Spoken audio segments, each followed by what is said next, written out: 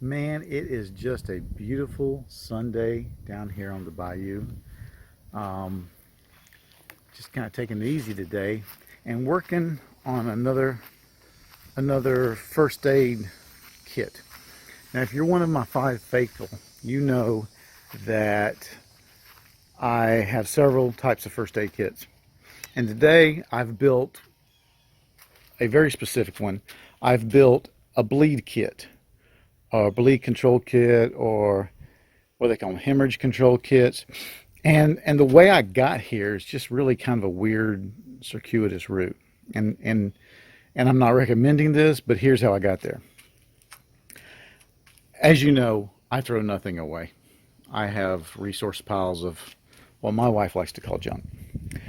Well, this, as the name implies, was the box that my hair cutting kit came in years and years and years and years ago, and I'm still using that same trimmer, but I don't keep the stuff in there. And I didn't throw the box away because I thought, it's just a cheap plastic box, but it'd be good for something. So I've kept it for a couple years. And so I got a wild hair that it would make a neat first aid kit. At the same time, I have this pouch that I bought at the surplus store, and although it's a neat pouch, it's a neat size, very well made, obviously military issue. The problem with it is, you hear that?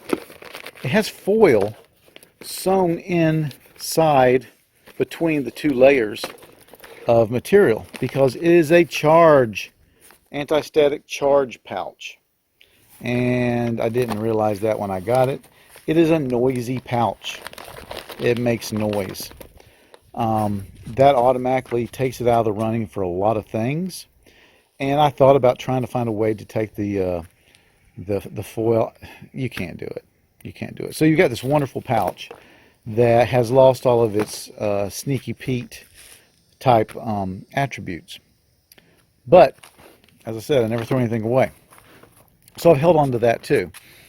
And it occurred to me that this fit in there very well, and maybe I could make some sort of first aid kit. Well, I have lots of first aid kits. So, why this?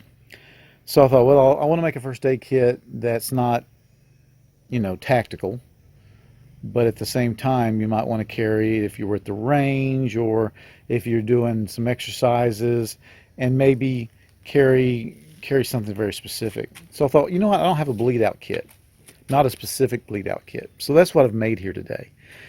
And I was never a corpsman or a medic, and I don't have near the training that I need. I'm working on that in the medical stuff, in the trauma stuff, first aid. But I do understand that the kind of three legs of a bleed out kit would be some sort of tourniquet, and then some sort of Israeli bandage type compression bandage, and then packing material. So I've tried to just throw together those items into this pack so that I have a bleed kit. And I thought I'd show you what I've got. All right, first let's open the box and see what we have.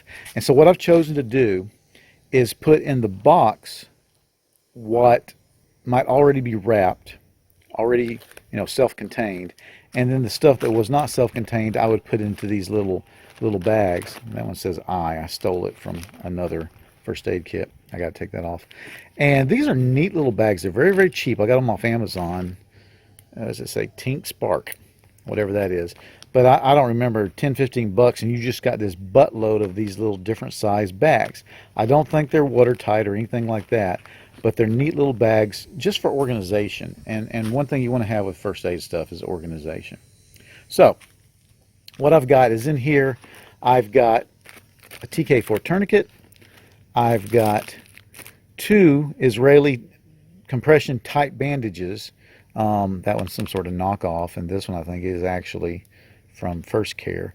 And then I've got some vet wrap, which y'all know I love vet wrap, some tape, and then a triangular bandage. And those are going to take care of the tourniquet and the compression bandage part.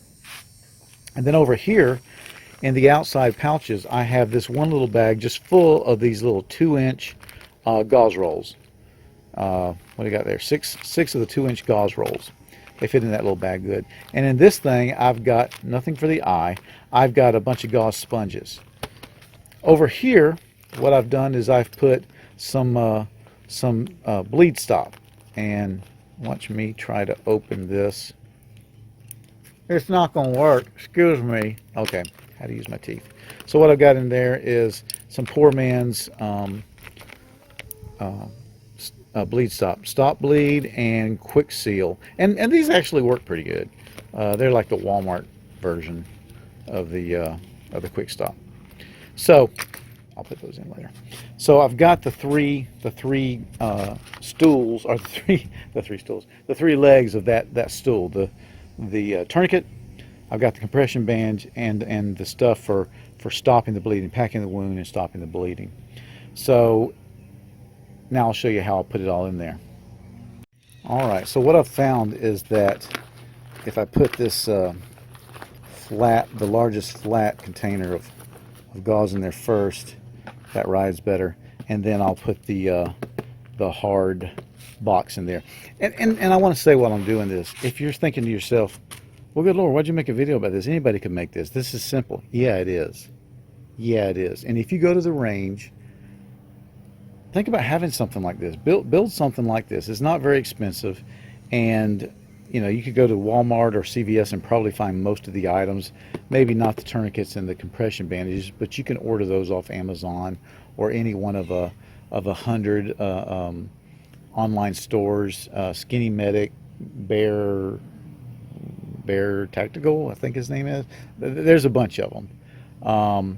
9Line, there's a bunch of them that make this stuff, and you can order it from them. And I've ordered from several of those. But just put something like this together, and then throw it with your shooting gear, or put it in your car. If you go on hikes with a club, take it with you then.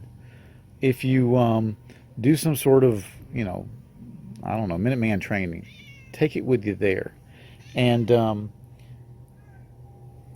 just have this kind of stuff ready. If I can do it, anybody can, right?